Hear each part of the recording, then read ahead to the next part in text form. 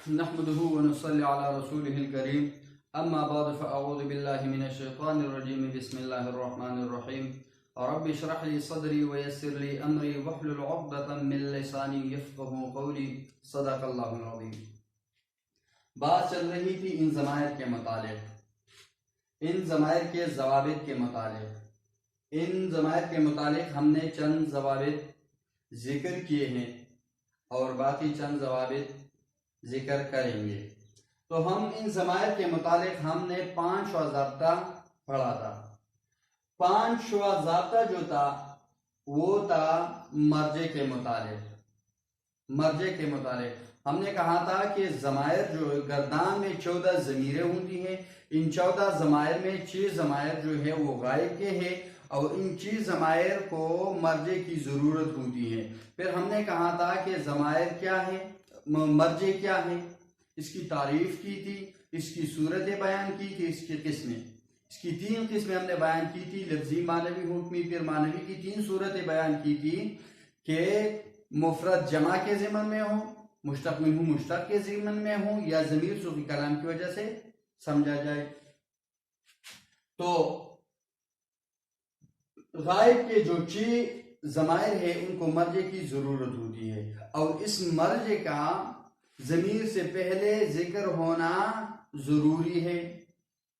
اس مرجع کا ان 6 ضمائر، ان غائب کے جو 6 ضمائر ہیں، ان 6 ضمائر سے پہلے مرجع کا ذکر ضروری ہے، ہم نے یہ پڑھا تھا۔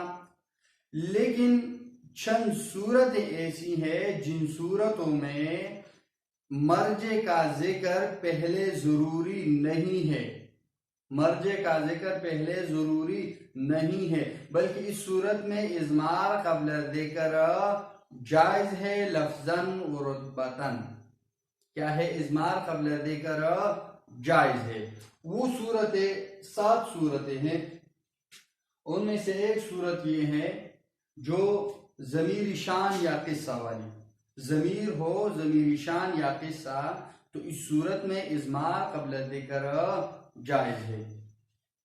مثال کے طور پر ہی الدنیا توتی و تمنع، تو یہاں پر یہ ضمیر جو ہے، یہ ضمیر، یہ کیا ہے؟ ضمیری قصہ۔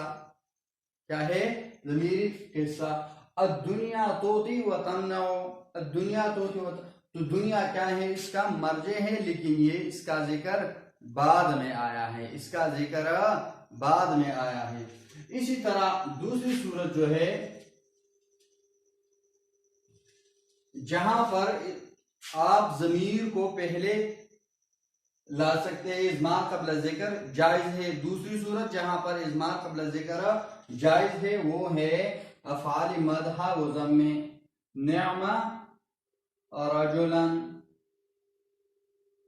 اب یہاں پر نعمہ میں ضمیر ہے جو راجع ہے کس کی طرف؟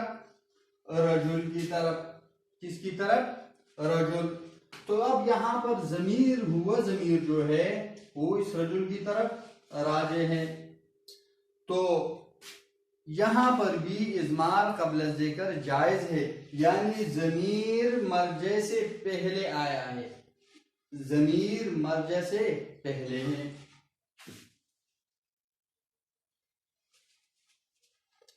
تیسری صورت کہ ضمیر حروف جارہ میں سے ربع کے ساتھ، حروف جارہ میں سے ربع کے ساتھ مجرور ہو۔ مثال کے طور پر ربہ رجلا، ربہ رجلا، تو اب یہاں پر ربع جو ہے یہ حرف جار ہے اور ہو ضمیر اس کے ساتھ مجرور ہے۔ اس ضمیر، یہ ضمیر جو ہے یہ راجع ہے اپنے مرجع رجل کی طرف، مرجع رجل کی طرف یہ کیا ہے؟ راجع ہے۔ یہاں پر بھی کیا ہے؟ اضمار قبل ذکر ہے۔ چوتھی صورت جو ہے وہ یہ ہے تنازع فعلین ہو اور اس میں فعل ثانی کو عمل دیا جائے، فعل ثانی کو عمل دیا جائے، یعنی 2 فعل ہو اور ان دو فعل کے لیے ایک ہی فاعل ہو، دو فعل ہو اور دونوں فعلوں کے لیے ایک ہی فاعل ہو، کیونکہ ہر فعل کے لیے فاعل کی ضرورت ہوتی ہے، فاعل کے بغیر فعل موجود نہیں ہوتا۔ تو تنازع فعلین کی بات انشاءاللہ ہم ہدایت النحو میں تفصیل کے ساتھ پڑھیں گے۔ یہاں پر صرف اتنا جاننا ضروری ہے کہ تنازع فعلین میں جب فعلی ثانی کو عمل دیا جائے تو اس صورت میں اضمار قبل ذکر جائز ہے۔ مثال کے طور پر ضربنی و اکرمنی خالد۔ اب اگر اس صورت میں اکرمنی کو عمل دیا جائے، دو فعل ہے یہاں پر، ضربنی اکرمنی، ضربنی میں ضرب، اکرمنی میں اکرما۔ اب یہ دو فعل ہے اور ان کو ایک فاعل، ان کے ساتھ ایک فاعل کا ذکر ہے، یہ چاہتا ہے کہ میں اس میں عمل کروں، یعنی میں اس کو اپنا فاعل بناؤں، اور یہ چاہتا ہے کہ میں اس میں خالد میں عمل کروں، یعنی خالد کو میں کیا کروں، اپنا فاعل بناؤں۔ اب اگر ہم اس صورت میں اس خالد کو اس اکرمنی کا فاعل بنائے تو اس صورت میں اضمار قبل ذکر آئے گا، اور یہ اضمار قبل ذکر جائز ہے۔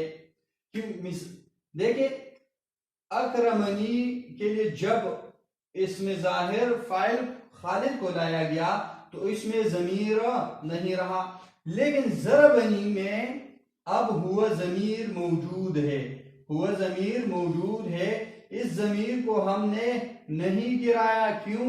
اس لیے ہم نے اس کو نہیں ختم کیا کیونکہ اس کا فاعل جو ہے وہ خالد نہیں ہے، جو فاعل تھا خالد وہ ہم نے اکرمنی کو دیا۔ کس کو دیا؟ اکرمنی کو۔ تو اس میں جو ہوا ضمیر تھا وہ برقرار رہا، وہ کیا رہا؟ برقرار۔ تو اس یہاں پر یہ ضربنی میں ہوا ضمیر ہے اور یہ راجع ہے کس کی طرف؟ خالد مرجع کی طرف۔ تو اب یہاں پر ہوا ضمیر کا ذکر پہلے ہے اور خالد جو مرجع ہے اس کا ذکر بعد میں ہے۔ تو اضمار قبل ذکر کی صورتوں میں ایک صورت یہ ہے کہ تنازع فعلین میں فعلی ثانی کو عمل دیا جائے۔ اسی طرح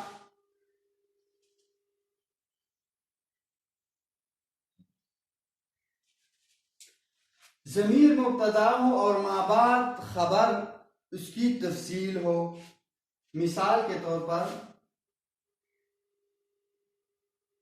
ما ہی الا حیاتنا الدنیا۔ اب یہاں پر ہی جو ہے یہ مبتدا ہے، ضمیر ہے مبتدا، اور یہ خبر جو ہے الا حیاتنا الدنیا اس کی کیا ہے؟ تفصیل ہے۔ کیا ہے؟ تفصیل۔ اور یہ راجع ہے اس کی طرف، اس ما بعد خبر کی طرف، مطلب اس سے مراد ہے یہ ما بعد خبر ہے۔ تو اس صورت میں بھی اضمار قبل ذکر جو ہے یہ جائز ہے۔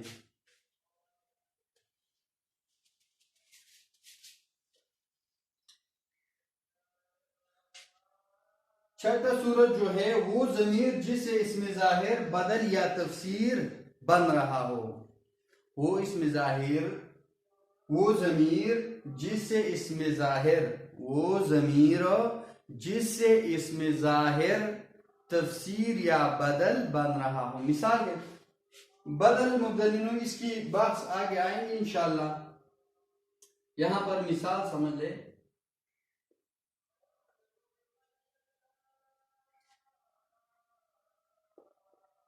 نصرتہ زیدن۔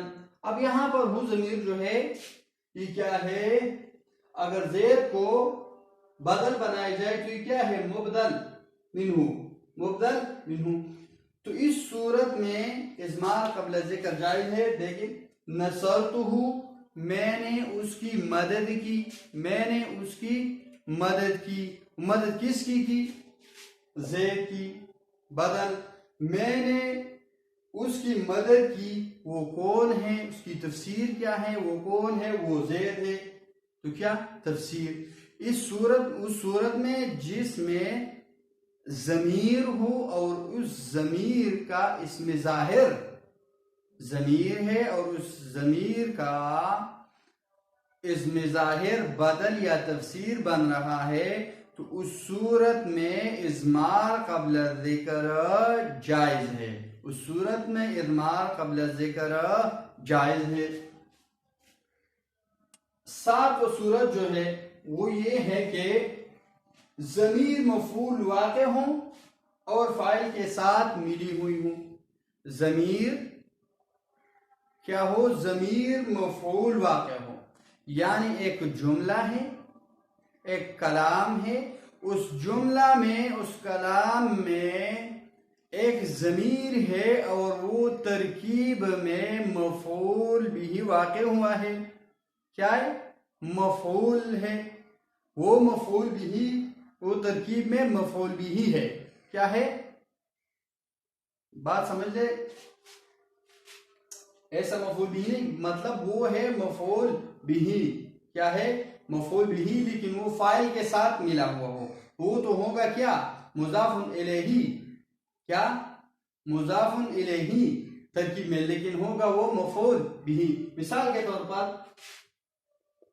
جزا ربہ عنی عدی ابن حاتم. اب دیکھیں یہاں پر ربہ میں ہو ضمیر، اس ترکیب میں تو کیا ہے؟ ترکیب میں تو یہ ربہ کے لیے رب مضاف و ضمیر مضاف الیہ ہے، لیکن یہ ہے اصل میں کیا؟ مفعول بھی ہے، اور یہ مفعول بھی فاعل کے ساتھ ملی ہوئی ہے. جزا فعل ربہ اس کا فاعل، جزا فعل ربہ لفظ جو ہے اس جزا فعل کے لیے فاعل ہے، وہ ضمیر یہ مفعول بھی ہے، لیکن یہاں پر فاعل کے ساتھ ملا ہوا ہے، لہذا یہ کیا ہے؟ مجرور ہے. کیا ہے؟ مجرور ہے، مضاف الیہ ہے، لیکن اصل میں یہ ہے کیا؟ اصل میں یہ ہے مفعول بھی. کیا ہے؟ مفعول بھی. اور اس ہو ضمیر سے مراد کون ہے؟ اس سے مراد جو ہے وہ یہ عدی ہے، عدی ابن حاتم. تو یہ ضمیر ہے اور اس کا مرجع جو ہے وہ کیا ہے؟ عدی ابن حاتم. یعنی اللہ تعالیٰ میری طرف سے عدی ابن حاتم کو بدلا دے. اس نے میرے ساتھ نیکی کی، اچھائی کی، اللہ اس کو بدلا دے. تو اب اس صورت میں کہ ضمیر مفعول واقع ہو، ضمیر کیا ہو؟ مفعول واقع ہو اور فاعل کے ساتھ ملی ہوئی ہو، فاعل کے ساتھ ملی ہوئی ہو، تو اس صورت میں اضمار قبل ذکر جائز ہے. جزا ربہ عنی عدی ابن حاتم، عدی ابن حاتم. اب دیکھیں یہاں پر ہو ضمیر جو ہے یہ اس ضمیر کا مرجع جو ہے وہ کیا ہے؟ وہ عدی ہے. کیا؟ عدی ابن حاتم ہے. ہم نے تو یہی کہا تھا کہ گردان میں جو 14 ضمائر ہوتے ہیں ان میں 6 ضمائر غائب کے جو ضمائر ہے ان کو مرجع کی ضرورت ہوتی ہے، اور اس مرجع کا ذکر پہلے ضروری ہے کہ ضمیر سے پہلے اس مرجع کا ذکر ہو. لیکن یہ وہ صورتیں ہیں جن صورتوں میں مرجع کا پہلے ذکر ہونا ضروری نہیں ہے. تو یہ کیا ہے؟ 7 صورتیں ہیں. 1 2 3 4 5 6 7. 7واں نمبر کون سا ہے؟ کہ ضمیر مفعول واقع ہو، ضمیر مفعول واقع ہو، اور یہی ضمیر جو مفعول واقع ہے وہ فعل کے فاعل کے ساتھ ملی ہوئی ہوں، اپنے فعل کے فاعل کے ساتھ ملی ہوئی ہوں. جیسے جزا ربہ عنی عدی ابن حاتم. تو اب یہاں پر جزا فعل اور ربہ مضاف مضاف الیہ فاعل عنی عن جار یا متکلم مجرور متعلق بجزا فعل عدی ابن حاتم مفعول به عدی ابن حاتم مفعول به اور یہ ضمیر جو ہے یہ راجع ہے کس کی طرف عدی ابن حاتم کی طرف جو کیا ہے ترکیب میں مفعول به ہے ترکیب میں مفعول به ہے وآخر دعوانا ان الحمد للہ رب العالمین